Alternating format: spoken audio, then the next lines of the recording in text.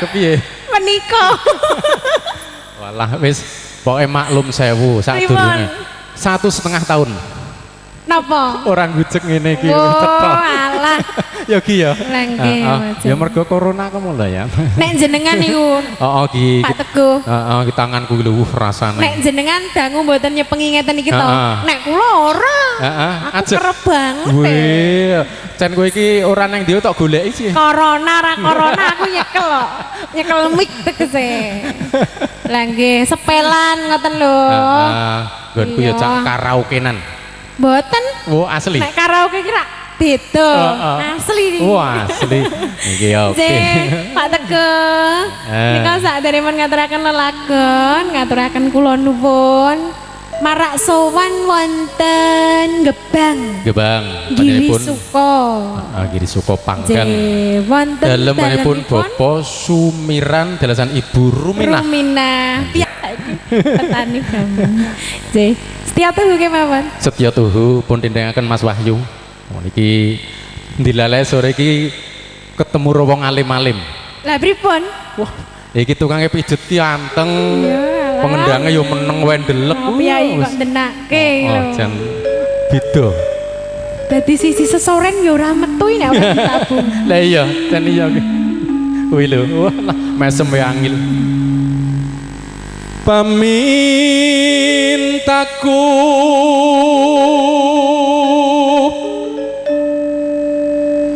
Hanima situase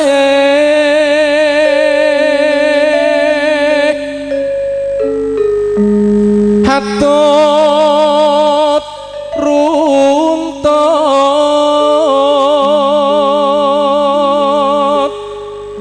tansah reruntungan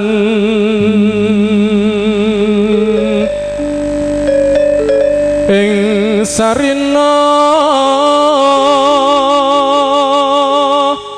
sawengine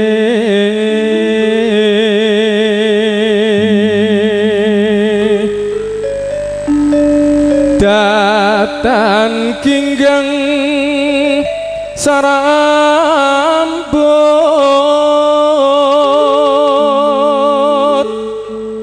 lamun adoh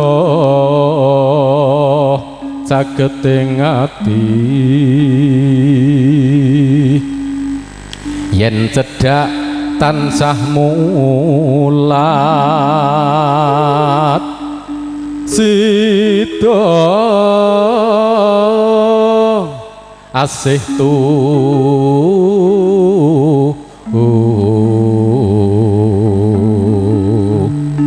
niki nyuwun ngapunten mangke sowanipun mboten saged dugi mriko nggih Pak De kawontenan lah nggih engko nek keglundung aku tur karo COVID-19 ki pokoke awake dhewe kon mbegegek. Oh ngaten to.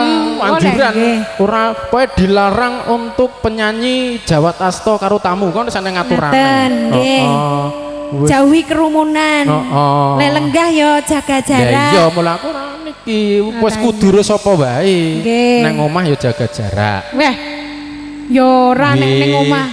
Lah apa kulino ora. Tegese jaga jarak niku nek wonten pasar. Iki nek kira-kira uyuk-uyukan ya rada golek sing selo. Dadi nek mantan anyar ya tetep ora masalah. Yo, nek kuwi ki ora berlaku prokes ora berlaku. Ya, lah aku mergane kan dikirimi karo kanca-kanca harus jaga jarak. Harus jaga jarak. Lah jenengan ki yo betah 1,5 tahun terus jaga jarak. Kandhane wong wis tuwa ki ya betah wae kok. Oh, alah karepmu doe. Pindha mimiran mintuna hayo bareng nimas hanetepi wajib situasi bebrayan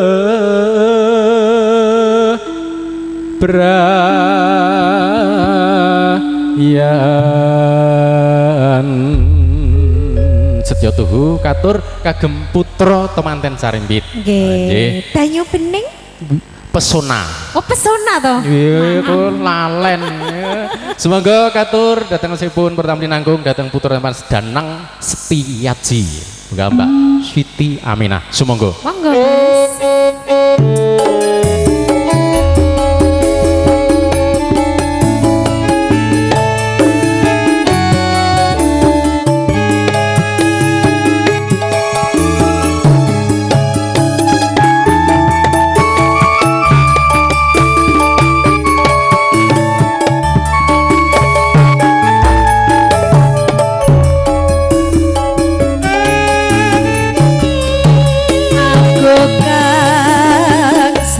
Satu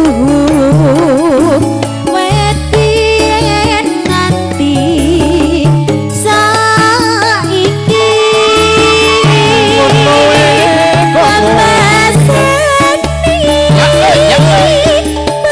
tengah kebabat ompur sumbunar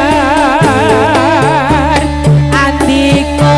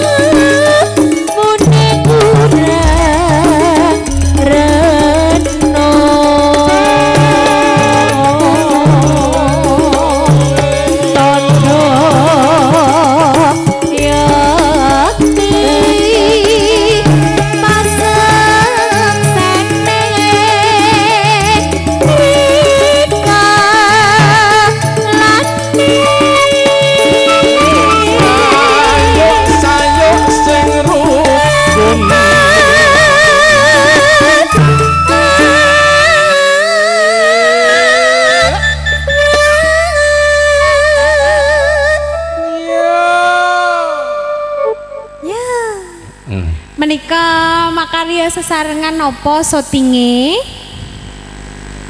audio sound system Pesona. Oh Pesona. Oh syutinge ya saka Pesona. Oh sedulur dhewe apa Pesona bros? Oh batih dhewe. Oh batih dhewe. Batih dhewe aku lalen tenan to cah sitok iki. Sing lalen sinten Mbak De? Aku ya wis ngrumangsani kepala lima ya wis lalen. Oh alah. Melampah tebih datan lesu lestari yo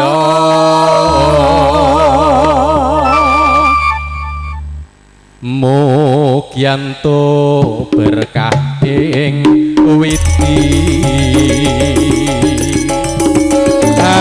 andika mung tansah limpah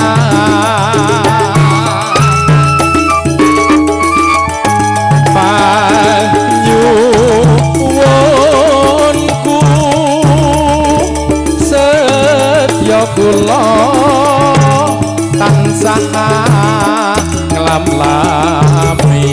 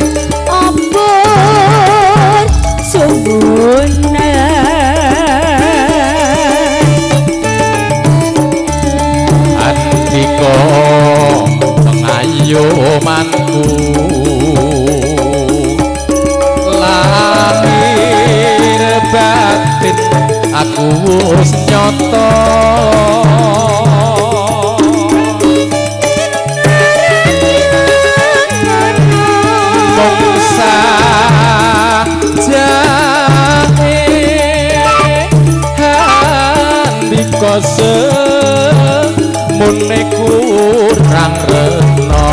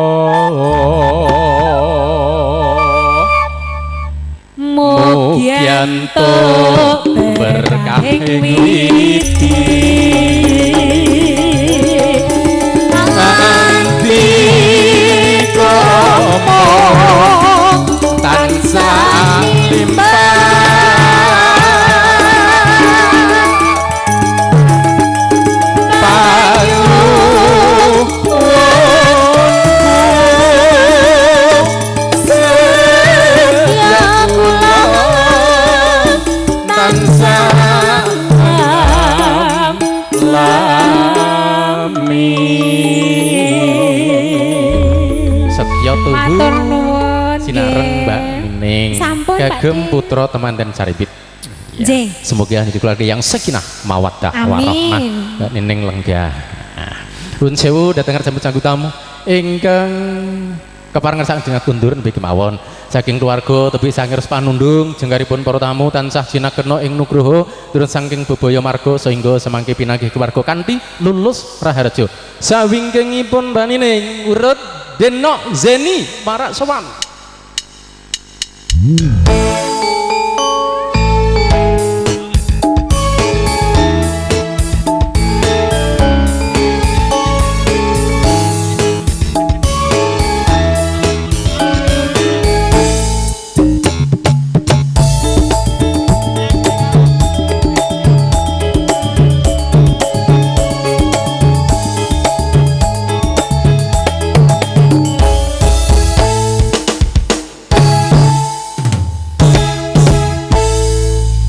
Marak sowan malih. Marak sowan.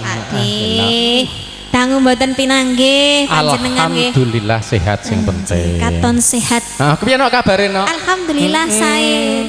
Wis diatur iki apa nok? Langgam puyung menika katur dumateng pinanganten kekalih.